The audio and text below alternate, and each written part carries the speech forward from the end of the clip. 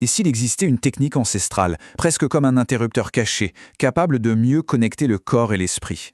C'est un peu ce qu'on va explorer aujourd'hui. Comment harmoniser sa pratique, à la fois intérieure et extérieure. C'est une sensation que beaucoup de gens connaissent en fait. Cette impression que le corps et l'esprit ne sont pas tout à fait sur la même longueur d'onde, qu'il manque comme un lien. Alors la question c'est comment on fait pour combler ce fossé? Eh bien, la solution se trouve peut-être dans ces outils assez puissants de la tradition du yoga, les bandhas. Ils sont vraiment conçus pour agir comme des ponts pour unifier les différentes dimensions de notre être. Allez, concentrons-nous sur l'un des plus importants de ces verrous, le Jalandhara Bandha. On l'appelle souvent le verrou de la gorge et vous allez voir, son rôle est absolument fascinant. D'abord, essayons de démystifier un peu ce nom. Littéralement, ça veut dire contrôler la circulation à l'intérieur de notre réseau énergétique. Ce n'est donc pas juste un mouvement physique, non, c'est une action bien plus profonde, sur les flux subtils qui nous animent. C'est cette idée de pont qui est vraiment intéressante. Le Jalandhara Bandha, ce n'est pas qu'une simple posture, c'est une technique qui connecte le tangible, ce qu'on peut sentir, au plus subtil. Ça offre une expérience de pratique beaucoup plus complète, plus profonde. La métaphore de la valve, elle est parfaite pour comprendre comment ça fonctionne. Imaginez une vanne qui contrôle le débit de l'eau. Eh bien, ce verrou, il fait un peu la même chose. Il oriente et il équilibre le flux d'énergie, le prana, à l'intérieur du corps. D'accord, mais concrètement, pourquoi le pratiquer? Voyons un peu comment cette technique agit sur 3 niveaux qui sont fondamentaux. Le corps, l'énergie et bien sûr l'esprit. La portée de cette pratique est vraiment triple. Sur le plan purement physiologique, ça stimule la glande thyroïde, ce qui aide à réguler le métabolisme. Côté énergétique, ça vient équilibrer le chakra de la gorge, Vishuddha, qui est lié à notre capacité d'expression. Et enfin, sur le plan émotionnel, ça apporte un vrai sentiment de calme, de recentrage. Et le point crucial, c'est que ces bienfaits ne sont pas du tout isolés. Ils fonctionnent en synergie.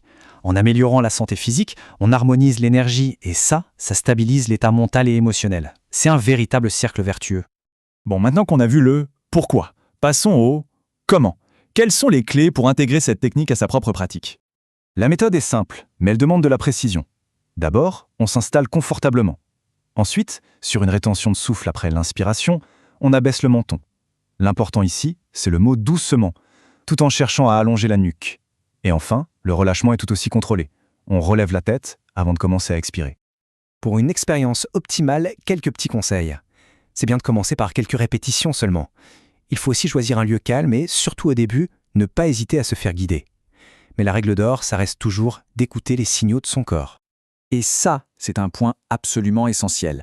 Comme toute technique puissante, elle demande de la conscience. La sécurité, c'est la priorité numéro 1 pour que la pratique soit bénéfique, et pas l'inverse. Quels sont les pièges à éviter? Souvent, on voit une tendance à forcer la posture, à vouloir trop en faire. Et ça crée des tensions inutiles au niveau du cou, des épaules. La bonne approche, c'est tout le contraire. Elle est toujours douce et contrôlée. La rétention du souffle, ça ne doit jamais devenir une lutte.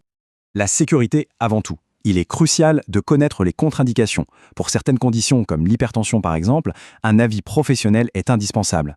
Et si la moindre douleur apparaît, la réponse est simple, on arrête tout de suite. Voilà, c'est vraiment ça le message central à retenir. L'objectif, ce n'est pas la performance, c'est la connexion. Une pratique qui respecte les limites du corps, c'est la seule voie possible pour des bénéfices profonds et qui durent. En conclusion, on voit que le Jalandhara Bandha est bien plus qu'un simple exercice. C'est un véritable outil de transformation intérieure. Alors pour résumer, les points clés à retenir sont l'harmonisation des flux d'énergie pour trouver une paix intérieure, la stimulation du métabolisme pour le bien-être physique et l'apaisement de l'esprit pour une plus grande clarté mentale. C'est une vraie clé pour un équilibre global. Ce qui amène à la question finale.